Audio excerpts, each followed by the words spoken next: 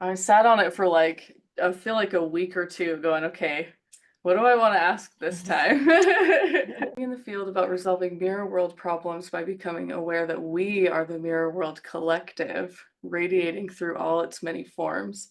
I want to hear what Osho has to say about the moon as the mirror ball space of life between lifetimes in the soul reincarnation paradigm. I see the ball having a silver exterior and a gold interior. How can we best utilize these mechanics in our play as we evolve beyond that paradigm, and any advice we need to know about the process and our role in it? Specifically, I want to hear about the transition to plasmic light dynamics and how the mechanics may be changing from what we're used to. I feel like that's 10 questions.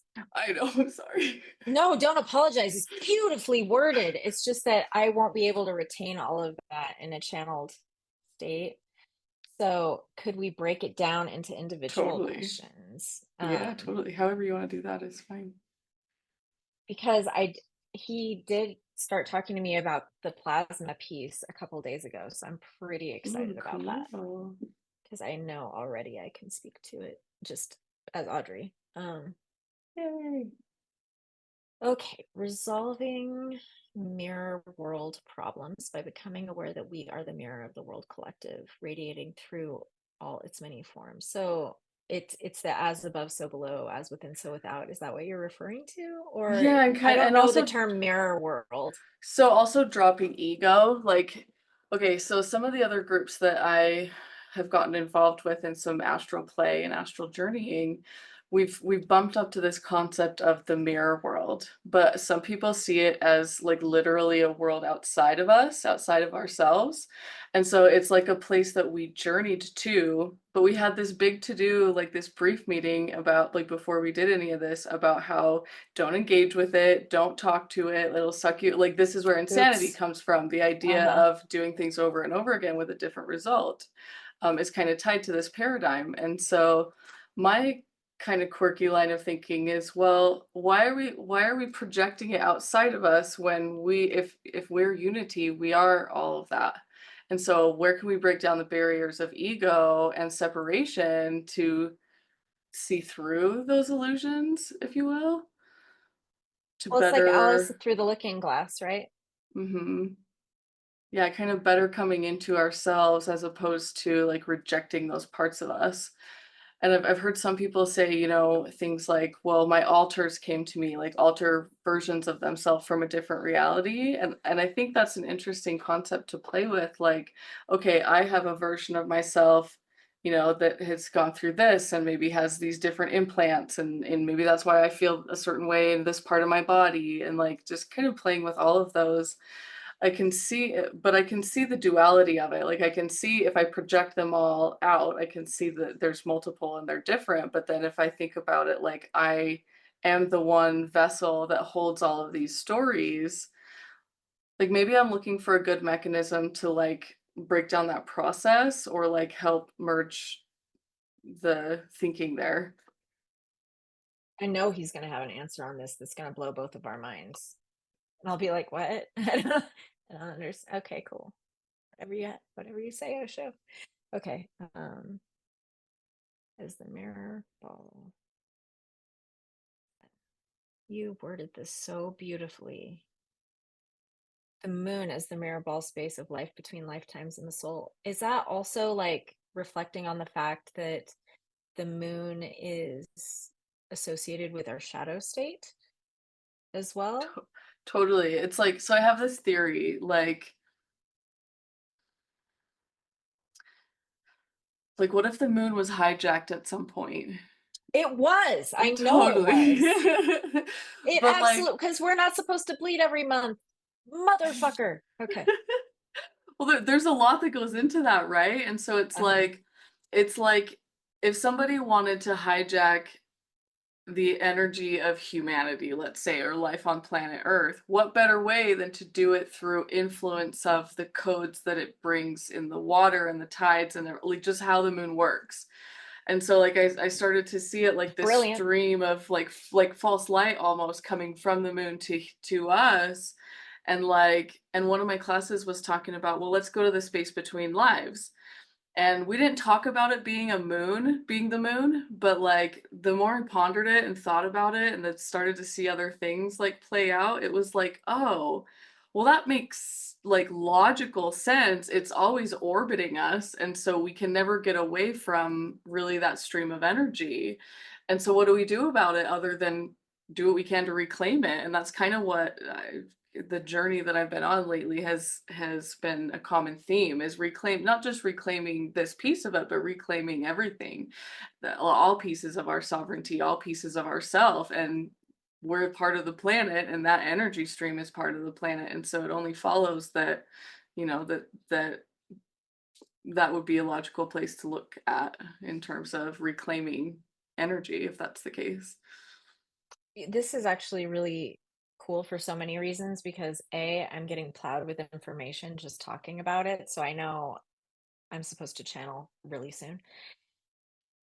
Second of all, it's actually resolving a question I have had in having this discussion. It's resolving a question I've had in that I have felt my body is going through a transformative uh, exorcism of its own from a matrices on multiple levels right now that Osho gave me a vision the other night actually of almost like chicken wire that like beneath the surface of me that's made of like a black tar type collagen that's being ripped out from under the ground of myself.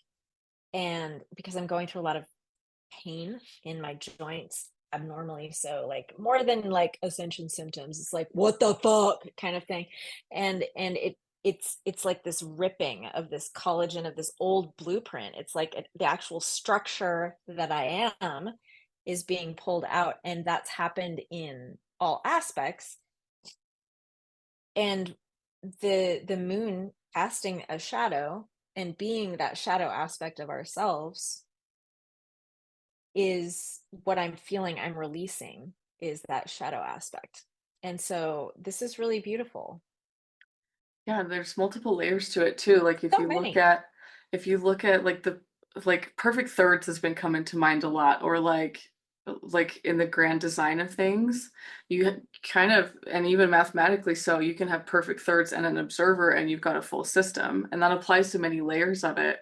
And so on another level, I'm also feeling like we're bringing together like the layers of inner earth, surface earth, as in us surface dwellers, as well as the galactic side of things. And so if you think of the moon as like the perfected child, if you will, the sun as the father, it's like reclaiming this big giant shadow, and the perfected child gets to release all of, that kind of dark webbing and matrices for all of us. And so it's bringing together the inner parts of what's here and our ancestry and everything else that goes into that, also with the galactic side of things, and we get to Mhm. be kind of that center piece, if you will, to hold the frequencies and help anchor it and bring it all together.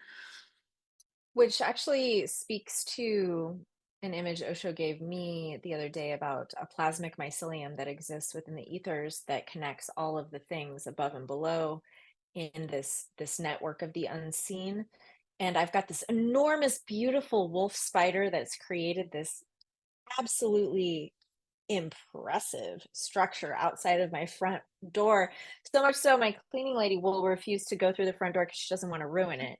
And she sends me pictures of my spider when she's cleaning. So, like, I love she's part that. of the family now.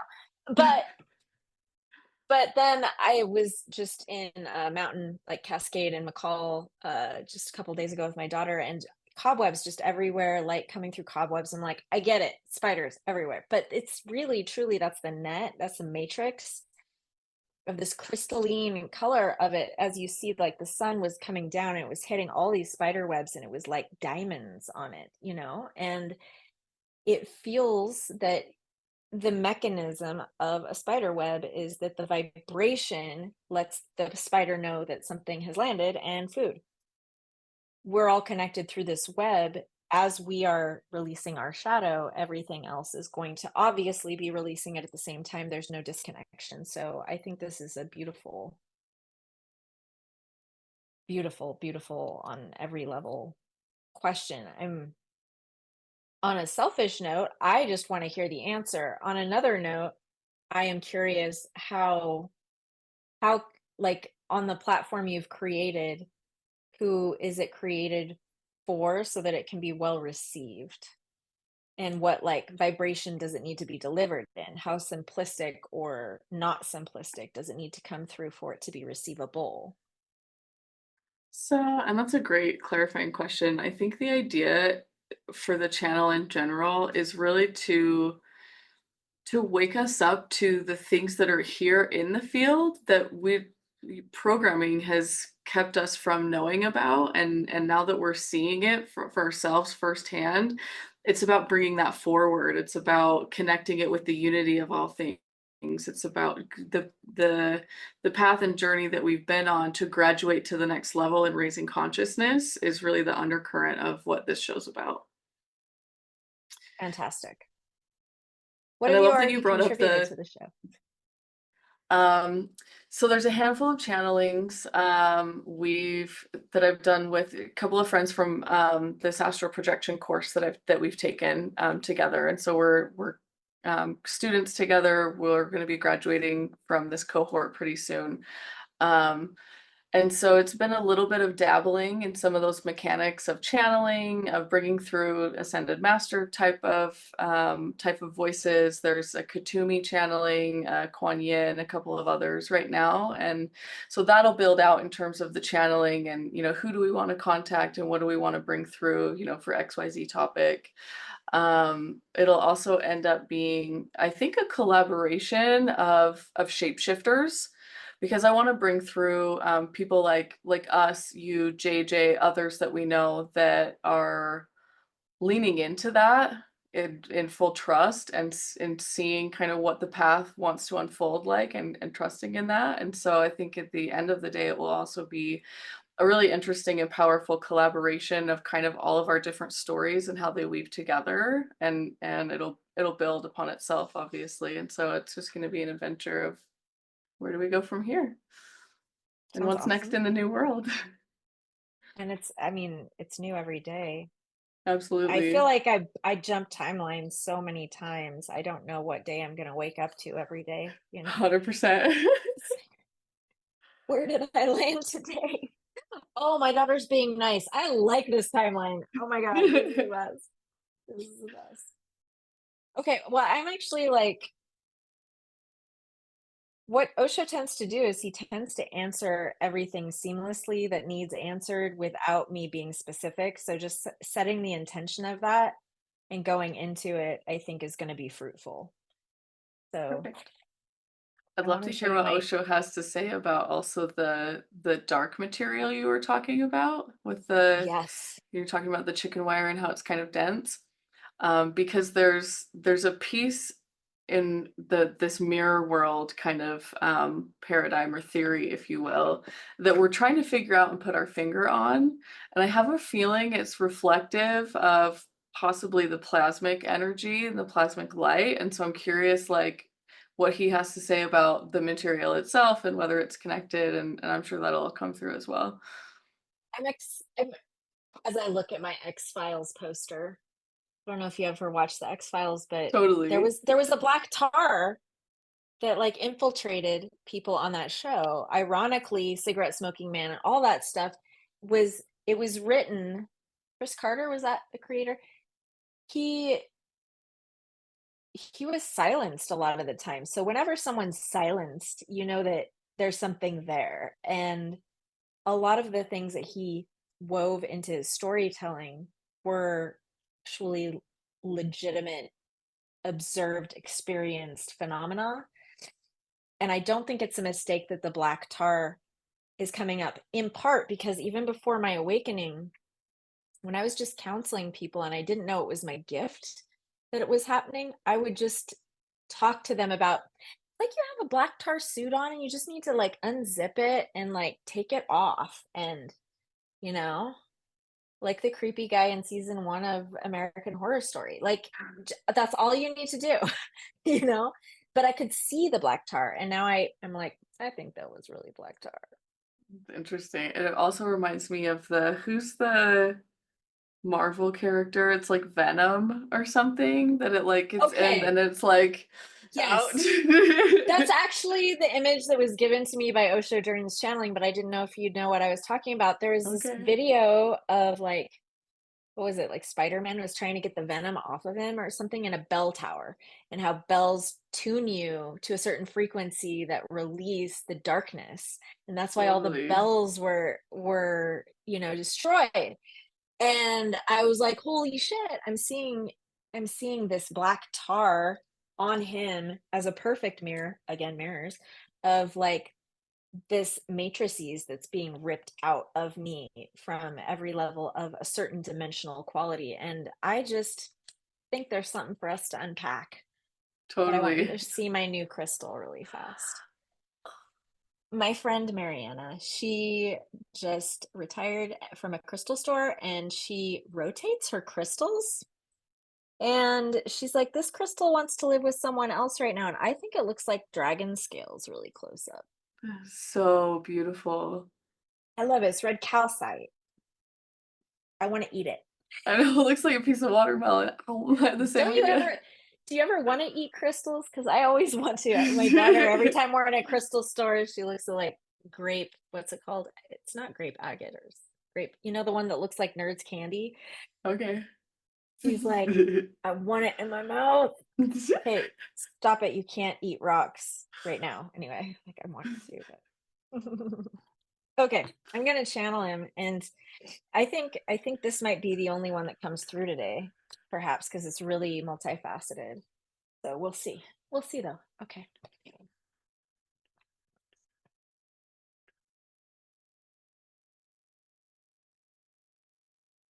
Onda de tibaraniota e kinoshta.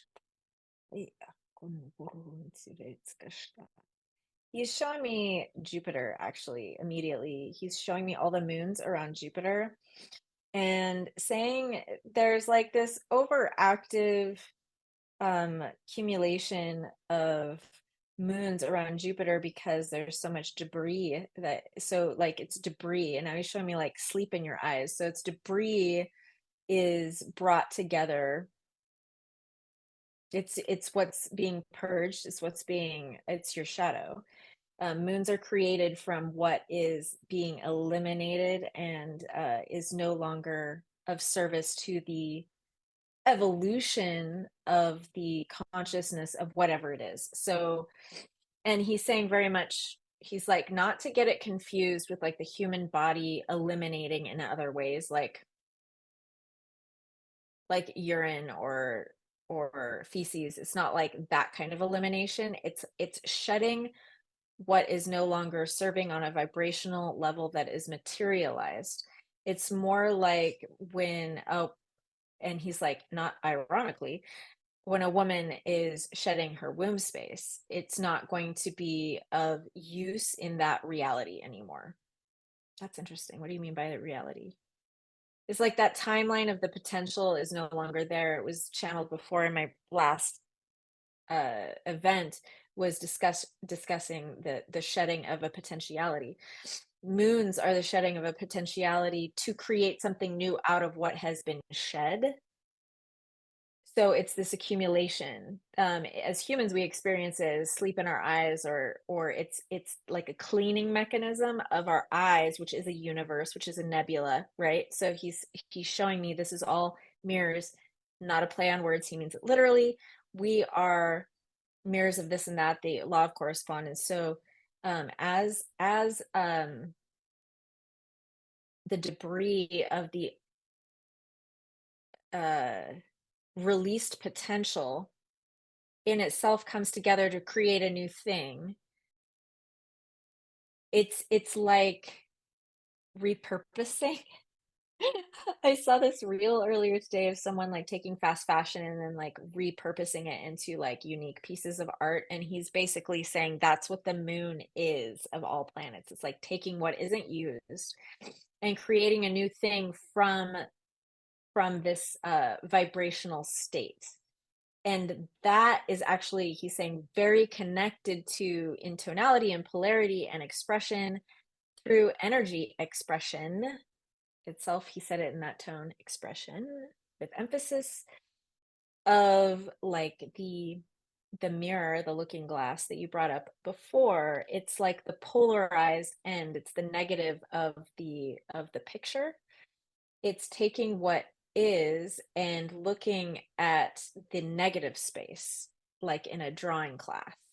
Instead of drawing what you're drawing the negative space. And so the mirror is actually this opportunity to point out in an almost caricatured way what is askew, like the Mad Hatter.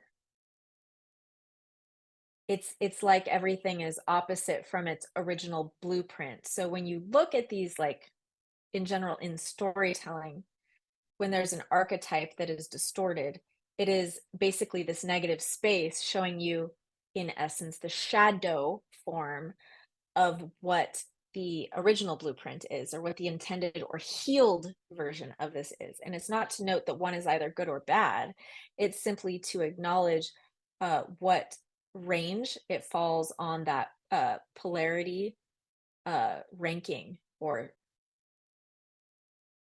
I'm seeing like a bell curve of like, this is the positive polarity, this is the negative polarity. Where does it land on the in between? The in between, the perfect in between would be the medium, like how everything is just like on average, this is how it would come together. But he's showing me the sun and the moon are obviously opposing polarities of the masculine and feminine from the law of gender, but it is in it's a mirror self. Like he's showing me very graphically the empty space of a vagina and the projective space of a penis. He's like, these two are, one is a negative of the other. He's like, do you understand? Yes, I understand. um there is nothing that doesn't fall into this positive and negative. It's math, it's science, it's everything that we know to be true. However, he's saying that there is a, because in between dimensions, when they are like crawling up that tree of life, basically up to the tree house of the heart and beyond to the keter to divine source love, where we come back into our connection with source love, everything beneath that is going to be some version of a distortion that's getting a little bit closer but not quite there. But it's, they always say it's the journey, not the destination. And so in this journey, sometimes he's showing me like the Fool tarot card. He's got this little like hobo stick over his shoulder with this little pack at the end of it with something inside. He's going out on his journey. There's a point where he may have to shed things, like in the movie The Wild, when she overpacked and she has to shed all these things in order to like actually carry her backpack across this trail. There are things we lose along the way, that we shed along the way, and that is the no longer needed aspects that become a moon. The parts of us that acquired those things before were often out of us. Oh, this is so cool. Thank you. Out of a sense of control or desire to control. When the release comes, it's through a state of surrender that we are able to do that. We come to a state of surrender to realize what we really do and don't need. The beauty of this, and he's showing me, I went to the Olympia National Forest at the Hoh Rainforest. I was camping there and I didn't have my mesh bag tied up properly overnight in the river to keep my items cool. I had like the water rose a little bit and it wasn't tied tightly enough. And so I woke up and my mesh bag of all my food was gone. But I thought to myself, oh, I don't want to, I immediately thought, oh no, I don't want to litter. I don't want to whatever, but it was food. And I was like, there's someone who's going to find it that needed it. And he's saying that it's like that when you release and surrender to what isn't going to work in its potential, you're able then to really release it to who can use it. And as it's accumulated into this new thing, he's showing me like when I was making peach cobbler last week and I was rolling out the dough, but I was like cutting out the amount for the baking dish and there was stuff left over. So I put it together. They were little scraps and I put them together. And then I made, actually, ironically, the triple, the triple thing you were talking about. I made triangles. I made triangles and I put them all over the top of the peach cobbler. I don't know why I put triangles, but I wanted to put triangles. So I made all these little triangles out of all these scraps. And he's saying you can make anything out of the scraps. It's who is putting the scraps together and who has access to the scraps that create what it's going to be. It's who finds it first, basically. Um, what's that saying? Losers, oh, finders, keepers, losers, weepers. That I'm hearing my brother say that to me right now. So it's what you lost, someone else is going to find and make something out of it.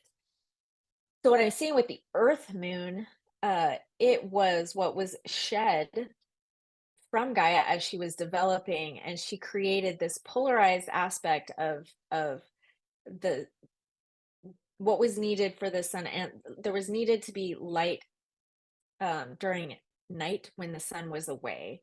It was realized that, oh, I need to put all these scraps together to make this cobbler. So it came together, but it looks almost like there was this is such, I don't know why he explains these things to me this way, but okay, so in Boise, Idaho, I remember it was like in 2004 or something, we got a Krispy Kreme. Now, it used to be that people would go straight to Utah to get Krispy Kreme and bring them back, like for church and stuff. It was wild. There were people who like post on social media, I went to Utah to get freaking Krispy Kreme. Like, why? There's no donut that's that important, but it was like a thing because there's a lot of Mormons here and I don't know, they like donuts. So he's showing me, and we just got that with an In-N-Out. Like an In-N-Out just opened at one of our places. It's literally always backed up a mile. I don't know why. They're just fucking burgers. But he's showing me that when this new thing popped up, everyone from everywhere wanted to like be like, hey, have you gone to In-N-Out yet? And so there was this, as it was developed, like this, it's almost like a free bin or like see, like my daughter found this big uh chair, like this im- uh, it was, it had the print of like old flowers on it, like a Laura Ashley print of this like puffy chair on the side of the road that she and her friend picked up and took to their band room in high school, named it Margine. And it was just like free on the side of the road. I'm seeing the moon is the disposed of things that is treasure to somebody else, basically. And it could be made into anything. Like I made the scraps into triangles, and I'm seeing that the moon was minding its own business. It was being moon-like, it was doing its thing. It's like controlling the water. It's in this synchronistic dance. I'm seeing it's a dance, a fluid dance with Gaia. My ears just started ringing really high. It's a synchronistic dance with Gaia. I'm seeing just waves going back and forth, and it's beautiful and it's fluid and it feels right and it feels right and it feels right. All these things. And then there was this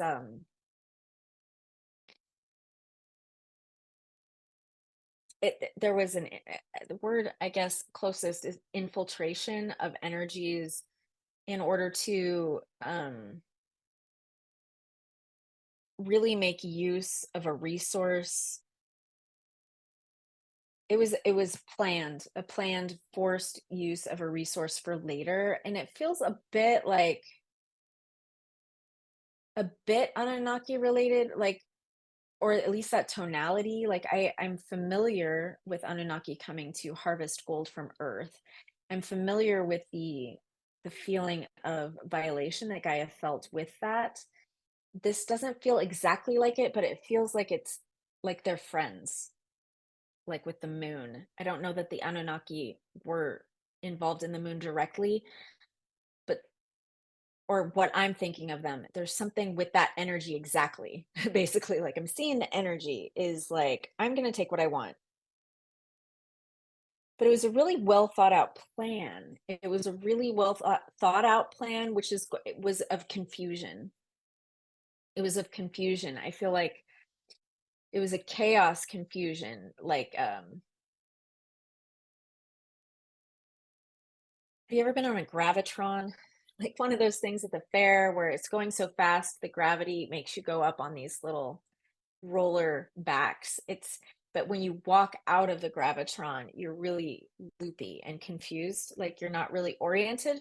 I'm seeing that that's what they wanted to create with the moon, realizing this connectivity with, and now I'm seeing this web of connectivity, this plasma web. Um, yeah, okay. Hold on just a sec. There's a lot of information with that coming in. So it looks like it's playing an instrument. So the it's a mastery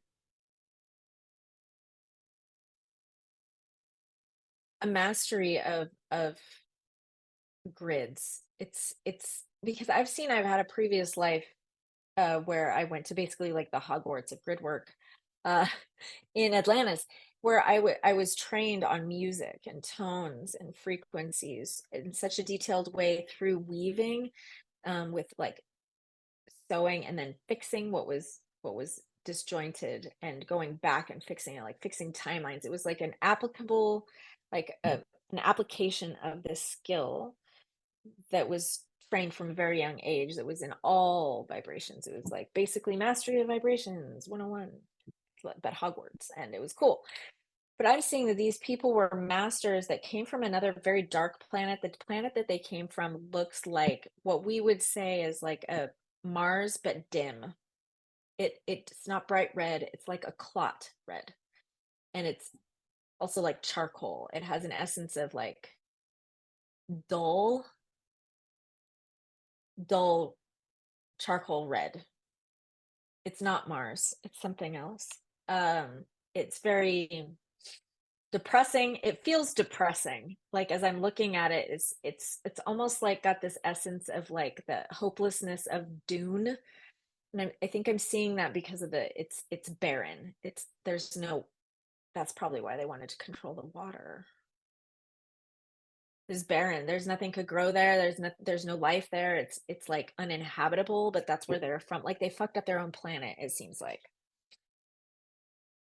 So maybe it was the Anunnaki. I'm not being shown that. So, but there was this deep intellect and knowledge that if we mess with the thing that controls the water, then we control everything on the planet. So it was an indirect, really? It was an indirect control at first through the moon because nothing was fully connected to fucking A. Sorry, when he goes 4D on me, I'm like, God, this is so depressing. Why do you tell me this? I didn't want to know. But yeah, I did. I asked. Okay, so it's basically, yeah, it's reptilian. It's reptilian. And the reptilians found a newer way, with the older way to control masses through like what we know today as media and news and all that stuff. But indirectly, they've done it through the planetary cycling of this inorganic moon because they usurped it. Like they finders keepers, losers weepers. It's really like the bully on this playground. I can see like that sneer, like, what are you gonna do about it, kind of thing. Of They got to it first because everyone was interested in the new Krispy Kreme, but they didn't have a use for it. They're like, yeah, I've already got a floral chair in my living room.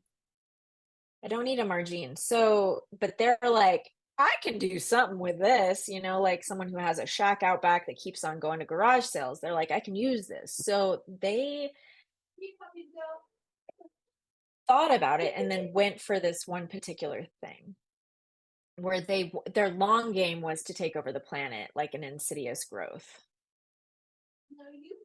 And they do it through the vibrational frequency of the um this plasma web. But when they touch it, it turns to like this, it's a crushing energy. It's like it has the energy of dark feminine, surprisingly, which is very cold. and crushing. Like a black hole is basically like a big vagina that crushes everything that goes into it, right? So it's in essence, plasma is like creation, and this black yucky tar thing, it's like curling around like a vine. I saw a reel yesterday about how, what was it? It was a certain kind of vine, and that how it goes searching, kind of like brain cells search for connection, but they've got these little like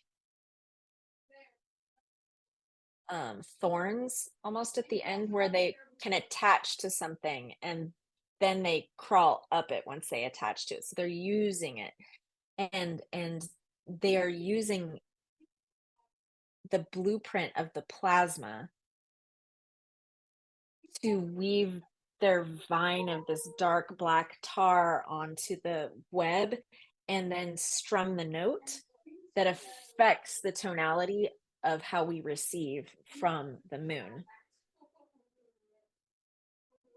So it becomes the dark mirror, becomes the black mirror. Love that shit. Becomes the black mirror, the negative space of the potential that was discarded. It's a mirror.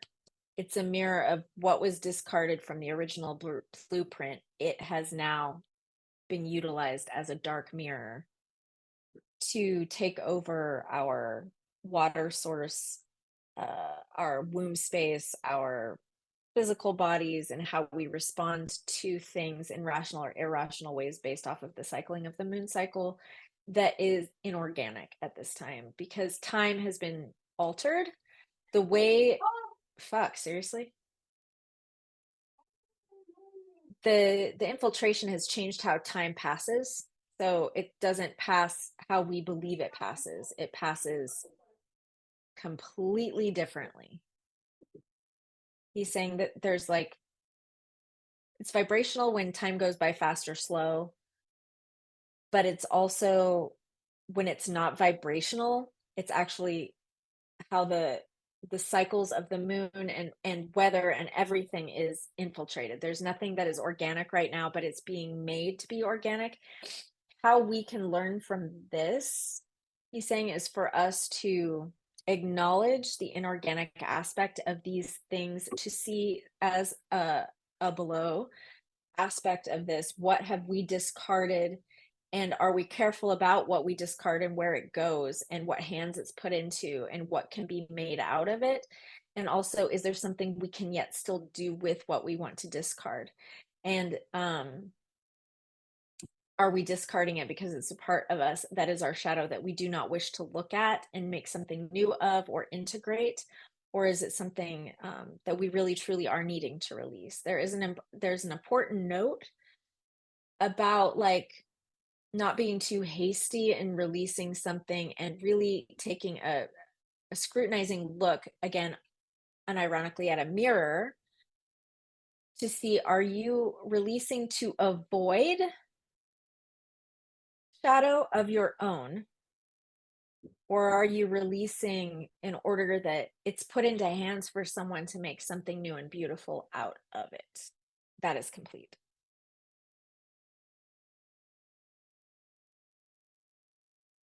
That's super fascinating. I can tell you what the group has been seeing over the course of the last several weeks as we kind of try to hit different layers of this, because someone came in contact with who they called an archon. It was this big giant spider looking thing that was like kind of infiltrating somebody's brain and Oh, wow. like kind of like the mycelium that like takes over and like Hmm. makes you do Yeah. stuff. Like that's exactly what it looked like and felt like. And so so we did a couple of missions to like see what we could do about these archons, and it was kind of difficult to kill them and taking down their grids. Like the way that we like the first time we tried it, it took us a long time and it was like we got one page out of the book in a sense. And so I spent some time thinking about that, and the exorcist in the room.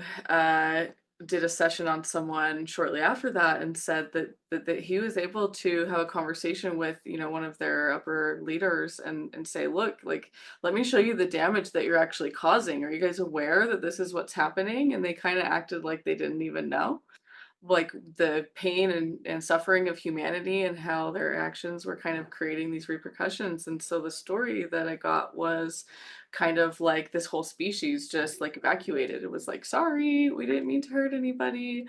And so as you're talking about these different connections with, like, you know, the Anunnaki having kind of a different intention behind utilizing this moon energy, and then maybe reptilians came in and jumped on that bandwagon, and then maybe they elicited help from these Yeah, spider characters, and so it's just like this snowball effect. So what we did 2 weeks ago was I asked to revisit those Archon grids because of the different grid work that JJ's group is doing and everything that happened in Shasta. I was like, I know this is all connected. So let's take another look at this. Let's get Guy's assistance for, you know, some suggestions. And so what we ended up doing was we put all our heads together and we created a technology. It was actually three technologies we brought to the table. And then we were like, okay, well, how do we implement this? And I said, well, let's ask Gaia what the best way forward is. And for so sure. she helped us put all these three technologies together, and then she installed it in everybody on the team. And like, I think I remember saying at one point, I don't know what's happening right now, but my whole body is tingling. Like, what are you guys seeing? And they were like, yeah, I'm pretty sure it's like they were like, well, Gaia's just basically empowering us with the tools that we need to tear shit up. And so Hell yeah. so we spent like an hour going and like fixing these grids and trying to like repair stuff. And so the analysis at the end of that mission was, you guys, like, we worked really hard the first time and we got through like one page of this stuff. We just got through 100% of that grid, and let's see what happens now. And it really felt like it was like wearing an Iron Man suit and kind of flying Oh, around, like cool. with the hands and feet were kind of the projectors. And so that was kind of cool to like feel into and play with. And so just an interesting story that's unfolding on the, you know, the subversive, like, manipulation that's been at play for so long, and just being a part of the team that's helping Gaia reclaim those parts of the shadow and like be more conscious of what we're doing about it has been really empowering and uplifting and cool to be a part of. Well, especially I think too, when I was doing grid working in Washington at the Hoh Rainforest, we went to Salduke, this, this double waterfall, and I ended up tapping into this big Anunnaki energy there about what Gaia felt when she was used for her gold, like her nectar, her elixir of life. And it was very much like assault energy and betrayal and all of this stuff. It was just really overwhelming, and everyone in my group of friends and grid workers were experiencing that similar thing, and it was all around her being empowered again. Like, the grid work was for her to gain her power back and to have a say in what is being done, like for her to give her consent about what was being done to her, for her, with her, instead of it just being overtly used. So I love how she was consulted. So I'm sure she is just like, "Yes, thank you for asking me how I want my haircut right now," you know? It was And really it's interesting part of her because that healing. absolutely. Well, and a couple weeks before that, the team got into like this really heated, passionately heated debate about, because we what was it? We like followed the line of something. I'm trying to remember now. Maybe the details aren't as important, but we got to a point where we found someone holding a contract and was like, well, you guys can't do this because I have this contract. And so the debate was, well, do we validate this entity saying they have a contract with Gaia by reaching for it and taking it? Because, like, we know it's not a sovereign document. We know it's an illegal, and it's not, you know, it wasn't illegally founded, basically. And so, do we just destroy it? Do we just destroy the thing, or do we validate it by grabbing it? And like in the middle of this, I'm like, okay, hold on, you guys. We could bicker about this for hours, and I'm just watching everybody's ego kind of play in, which is also interesting. But I was like, okay, hold on. We just 5 minutes ago said that we're reclaiming Gaia's sovereignty. I want to know what Gaia wants us to do about this. And immediately she Yeah. disintegrated all of it through all time, space, dimension as realities. And Fuck I yeah, was she like, did. yeah, see what happens when we just get out of our own way. That was not hard, you guys. That was not hard. Just ask her what she wants. No, that's great. I love hearing that so much. I think every woman is happy to hear that she was consulted, you know? Absolutely. So what's your thought on closing out this story if it started with the Anunnaki? Like everything has a beginning and an end, and I've been seeing I haven't been sure yet how to feel about what I'm seeing about the Anunnaki storyline, and I've been I meaning know, to go right? into like a rabbit hole of research and see kind of what all that's about. But I have this deck of that I keep pulling, like Anunnaki light codes keep coming out, and I'm like, Okay. okay, this is part of something. And it's almost like the time play thing where like you're rolling back stuff to like the original Mhm. time To and heal kind it? of rewriting that to heal it. And so I guess my next question is maybe Osho has advice about this Anunnaki storyline and maybe some guidance for how to close this out and continue forward on the path of empowering Gaia out of these paradigms that she's been in for so long. I already know the answer to that one because I've actually gone down after that happened, I was like experiencing a lot of Anunnaki channeling. And the this beautiful analogy came forth. So I'm just gonna share the analogy with you because I feel like it answers the question beautifully, but if it doesn't, I can go back in and share. But he told me this is very much like if you were to have a high school reunion, like a junior high reunion maybe, and you come back after like 30 years of being in junior high, and there was this one guy in my junior high who, snapped my bra straps and would be like, "Come talk to me when you grow some tits," and was just like a general fucker. And but but actually that guy he's a real estate agent now. He's got kids. He's a great human and we're friends, and he did end up being like, "God, I am sorry. I was such an asshole. I've learned so much now. I needed to grow up a little bit. Things are just different. I have a daughter, I have a wife. I would do anything, for these women. I did all this stuff out of stupidity." And I feel like every single thing on this planet and outside of this planet and this whole universe is working on being in this like into source, into chaos, into source. We're somewhere on that. And the Anunnaki are part of their own karmic journey. And so they have not thought of the effects of their behavior before, like when I was 18 and used to just flick my cigarette out of my car and not think that was littering because I didn't give a shit. It's like that. Now I know better. Of course, I don't smoke, but like I actually pick up trash when I am on trails now because I know better. I'm older. And I feel like the healing of the Anunnaki circle, like that Ouroboros, is that what it feels like is that there is almost this uh desire for reparation. I worked with a woman who was from Germany. She was a nurse and someone said something about like Hitler around her once, and she felt like very defensive. And she's like, "We hold such deep shame as an entire country that Hitler even came from where we identify, that we hold part of the shame of it as though we also did it, even though none of us were alive and we never would do that. It is held collectively."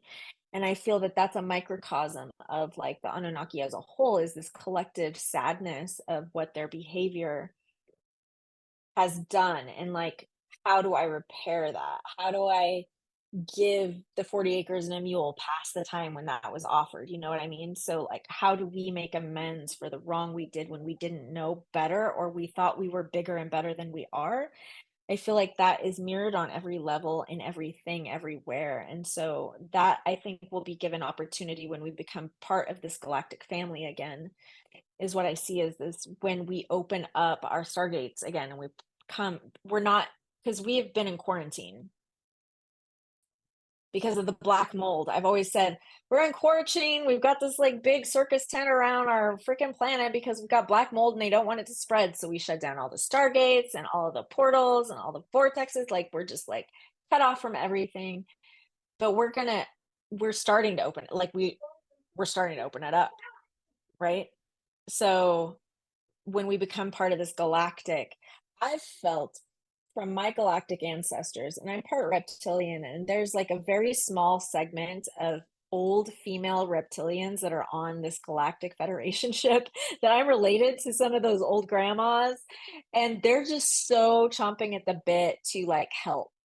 And the Arcturians, especially, which I'm mostly Arcturian, they are like, we are so sorry. We feel like you're our little sister and we left you in an abusive home and we got the hell out of there. I am so sorry. Let us help. So it's when we open up those gates, I feel like they're going to really heal the crap out of us very quickly. And that's just vibrational. It just takes a really big event to, it really doesn't take a lot. We just need one event for the disbelief to be completely eliminated in all people. Once it just takes one event for people to be like, oh, we were lied to this whole time, when they're not aware. Like it just takes a moment where they're like, motherfuckers, and then it's like the collective belief makes it real. Like all of the 80s movies around Santa Claus, at the end everyone has to believe in Santa Claus and then his freaking sleigh can fly again.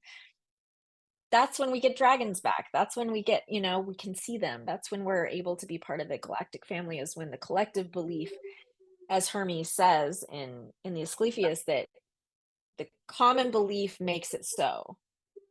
So when we commonly believe and understand, we do have the capacity as ascended beings, and we will have connection to outer dimensions and our galactic ancestors. They're very eager to make reparations of what they previously did that harmed. But it's all also like when you get together with that person from junior high and they're like, I'm so sorry I was such an idiot. You can be like, dude, I thought being anorexic was a good idea and I ate Teenage Mutant Ninja Turtle pudding pies. So like we were both struggling. It's almost like this mutual understanding that we both didn't do our best and made decisions, and we all have, and we're just coming to the table to, you know, feast and be like, I can't believe we made it, you know? Yeah, that's fair enough. And it's a great analogy. Um, does Osho have any advice for the eradication of said black mold? Because I feel like a lot of us, like it's in our grid work and stuff, that's kind of what we're doing behind the scenes, whether or not we realize it consciously. Yeah. He just showed me that my mom used to always say that the light or the dark cannot exist in the light, right? So like he just showed me her saying that to me a million times. She said it to me a million times, and it's just like we don't have to try. Once we hit a place of a certain frequency of light, which we're already tipping at right now, it's eradicated. And it's a matter, the thing is that we forget that our experience of time and density related to that is drawn out, and but it's happening much faster also. So it's basically, yes, it's already eradicated, he's saying, but we're experiencing it as though it is a slow, drawn out process of like slow exposure and pain and suffering and blah blah blah blah blah.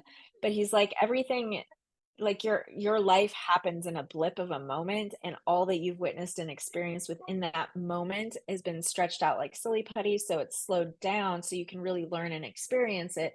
But he's like, the work that you're doing is through intention. Your intention makes it so. Through the law of mentalism, there is no reality in which the darkness does not get eliminated when it is out of balance. There's always a need for the balance of light and dark, because if you just had sun, nothing would grow.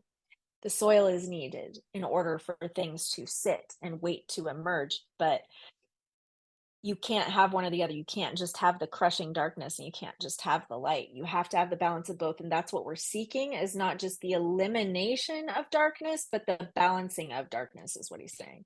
So it's like you need the tension in order for anything to grow. Otherwise, there's no point. Things cease to exist if there's no tension. Tension must continue to exist, but it shouldn't be out of balance to where the black mold eradicates life. It shouldn't be to where life is so bright that we can't grow by looking at our shadows. Like, that's actually a gift. That's what we wish to have in the human experience. Yeah, that's fair enough. It alludes to something that I have to remind myself all the time in terms of, you know, doing and acts of service versus just being that frequency and holding that. And so, share you we could because we share it in just being that beacon of light. And so it's still, I guess, a little bit the layers of those that ego. What do I do? What do I do? Well, just be and enjoy the process and allow it to unfold. It's like you said, it's the best moments are in surrender, not in, in acting or struggle or anything like that. And that's really coming from, and I'm built the same way, Crystal. So I appreciate that, of like, what can I do? What can I do? What can I do? It's very much that we live in a state of like productivity because we're in a masculine realm that requires that projective expression to be of value and to feel worthy of anything at all. We have to prove our worth for it. During the medicine journey I did about a month ago, there's this wonderful guy that he was one of the pillars in the journey, and it was during a healing session, and I went over to his like area, and he looked me in the eyes, and of course on plant medicine his eyes were like knew everything, right? So like he and he's like, the moment you wake up, you are worthy of receiving absolutely all and every bit of abundance you could conceive of, and you don't have to prove it to anybody. And I was like, because whether we're aware of it or not, a lot of this like desire to do is out of a feeling of dis-ease that things are not aligned. And I think that we feel that way because they're not aligned, A, and B, because we learned that we could get in trouble if we're not being productive, whether we're being watched or not. And so even when we're doing things we love, there's like a certain shift where we end up going to the productive level instead of the present and receptive level, and that's being more masculine than feminine too. So it's just so freaking hard. And I realized yesterday my big sunflower that fell over, my what was it called? It's like a magnum sunflower or something. Anyway, it fell over, and I realized they get heavy this time of year when the sun is waning. So it lets you know that like it's ready and the sun is going where the sunflower goes. I'm like, oh my gosh, everything everywhere is a mirror, obviously. And I just love seeing the new ways that that's true, and how we're mirrored by like our outer experience of, okay, we're in a patriarchal world where your productivity is measured on how much, or your worthiness is measured on how much productivity you have. No wonder I feel dis-ease if I'm still. Well, that's all part of No, the design of it, right? yeah, to have a little tension to find the sweet spot where we're in balance, where like I can can peaches all morning and then like channel with you, and then I'm gonna lay in my backyard maybe and But chill later, like that's okay. yeah, living the dream is what it sounds like. I'm living whatever timeline I'm in right now is what I'm There you doing. go. And surrendering to the Just process. riding the timeline, baby. Holding on for dear life. I love Whatever it. else could I even do? But no, that was really cool. Did you get all of that general question addressed, do you think? Yeah, I think so. Um, I also have kids screaming in the background. I heard them. How many are there? Just two. I think there's more. Probably. Yeah. Or they count for more than one apiece, maybe. Yeah, absolutely. Um, how about the new light and the plasma that we talked a little bit about? And in fact, maybe let me go take care of that really quick first.